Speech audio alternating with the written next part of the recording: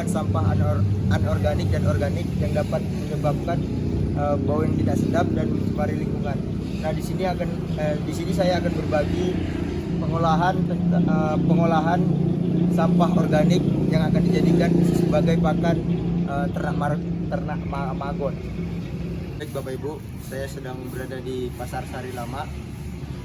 Dapat kita lihat di sini banyak sampah sayuran organik dan sampah ini bisa kita manfaatkan sebagai pakan magot, Bapak Ibu. Yang pertama ya, sampahnya kita kutip, kita masukin.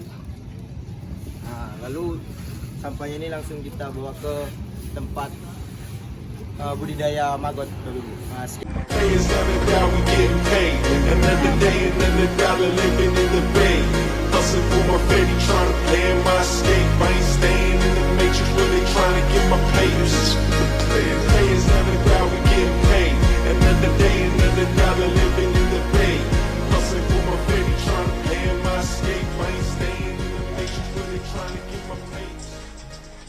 teman-teman, kita sekarang yaitu membudidaya maggot, yang dimana budidaya maggot ini sangat mudah, yaitu kita mengambil sampah dari pasari itu seperti buah-buahan busuk, sampah-sampah yang nggak berguna, limbah-limbah, bisa kita budidayakan untuk bahan pakan maggot. Ya, contohnya seperti ini. Maggot ini sangat mudah untuk dibudidaya dan bisa juga menambah cuan atau pemasukan bagi kita yang di era reformasi pada saat ini.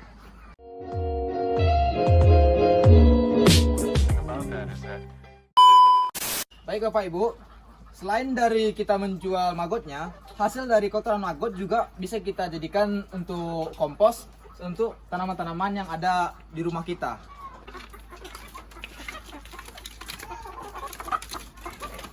Jadi seperti ini Bapak Ibu, maggot yang telah kita budidaya nantinya bisa kita berikan kepada ayam, bisa kita berikan kepada unggas lain, ataupun bisa kita jual juga Bapak Ibu. Jadi selain kita menguraikan sampah tersebut, kita juga bisa menghasilkan cuan.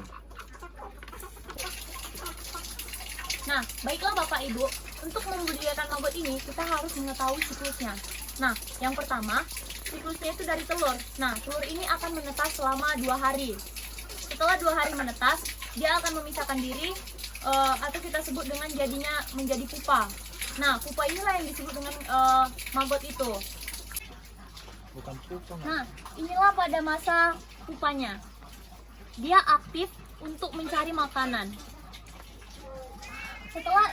Setelah masa pupa ini, dia akan mengalami masa prepupa. Nah, masa prepupa ini ditandai dengan dia akan pergi mencari tempat yang lebih kering. Nah, seperti ini. Inilah pada masa prepupa, dia akan memisahkan diri ke tempat yang lebih kering dari tempat yang lembab tadi, karena dia sudah tidak membutuhkan makanan lagi. Setelah pada masa prepupa ini, kita akan membawanya lagi ke dalam sangkar indukan ini. Nah, setelah itu prepupa ini kita masukkan ke dalam sangkar dan dia akan berubah menjadi sebuah lalat BSF. Nah, lalat BSF ini kemudian akan bertelur, bisa mencapai 400 sampai 900 ribu telur. Kemudian telurnya itu akan mengalami siklus awalnya lagi, mulai dari telur, kemudian pupa, lalu prepupa, kemudian akan berubah menjadi lalat BSF. Begitulah seterusnya. Baik Bapak Ibu, di sini bisa kita lihat wadah maggot itu sendiri terbagi atas 2 jenis Bapak Ibu. Yang pertama itu bisa kita lihat ini ada wadah yang kecil, itu kita gunakan untuk maggot yang kecil juga. Setelah maggot ini berukuran 2 minggu, barulah kita pindahkan ke tempat wadah yang lebih besar Bapak Ibu, seperti yang di depan ini, agar pertumbuhan maggot kita itu lebih maksimal. Sekian dan terima kasih.